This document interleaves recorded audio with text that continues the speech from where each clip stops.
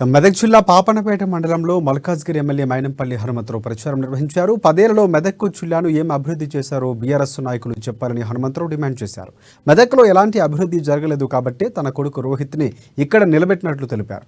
ఎన్నికల్లో కాంగ్రెస్ పార్టీ విజయం సాధిస్తుందని చెప్పారు.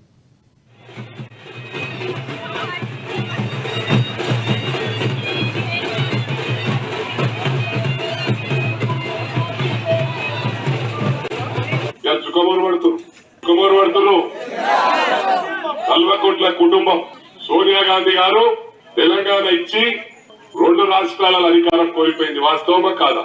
సోనియా గాంధీ కొడుకు రాహుల్ గాంధీ గారు చిన్నతనంలో వాళ్ళ నాయనమ్మని గాలి చంపారు. ఆయన కళ్ళ ముంగటనే వాళ్ళ నాయనని చంపేసాడు. భయప్రాంతులతోనే పెరుగుకుంటూ వచ్చిండు. వాళ్ళు సుఖపడాలని సుఖపడకపోతున్నా, ప్రైమ్ మినిస్టర్ కాకపోతుండేనా?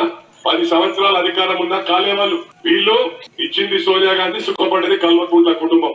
తిరుగుకుంటా 1000 కోట్ల పని మల్కాజ్గిరి కాన్స్టిట్యూన్స్ లో చేసిన తల్లి. అదే కాకుండా 1000 కోట్ల హాస్పిటల్ ఇచ్చిన జిల్లా కోర్టు మెడికల్ కు పోకుండా కాపాడి మల్కాజ్గిరిలో ఉన్నట్టు. అంటే అవన్నీ కలిసి ఒక 5000 కోట్ల పని చేసిన. నీది పేపర్ తీసుకొని 5 ఏళ్లలో ఏం చేసినావు?